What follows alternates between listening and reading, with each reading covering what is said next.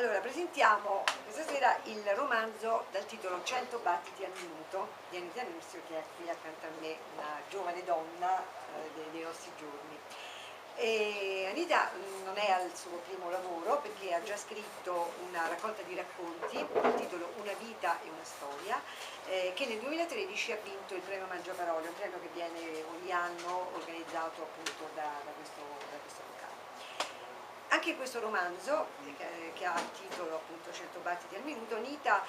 con la sua sensibilità e con il suo acume, si è messa come la finestra ad osservare la realtà dei nostri giorni, tratteggiando le luci ed ombre ed evidenziandone tutte le sfumature.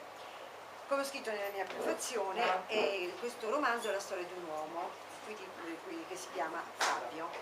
È un uomo con tutte le sue debolezze, le sue incertezze, ma anche con una grande profondità d'animo. Il suo rapporto con l'altro sesso è fatto soprattutto di complicità, di pazienza e di attenzione, perché Fabio è proprio l'amico di tutte, cioè un uomo al quale le donne, con i loro problemi, con le loro angosce, con le loro difficoltà di tutti i giorni, si rivolgono e lui riesce,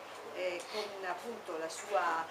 pazienza, come dicevo prima, anche il suo acume, a trovare al limite sempre la soluzione giusta. E riesce anche a non fraintendere quello che le donne qualche volta non riescono ad esprimere, magari con l'ansia di riuscire a dire che cosa provano o che cosa è capitato. E soprattutto riesce a dare, questa è una cosa molto importante per la donna, quando la coppia scoppia, cioè quando c'è un problema nell'ambito della coppia, riesce a dare quella che è la visione dell'altra parte, cioè la visione dell'uomo. Quello che io ho cercato di scrivere in questo romanzo è di una figura molto, sì, super pathers, diciamo, come il protagonista, però una cosa che spero si noterà è anche tutte le contraddizioni che le donne hanno quando raccontano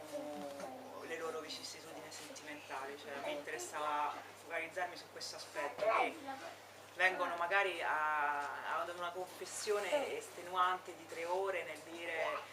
lo lascio,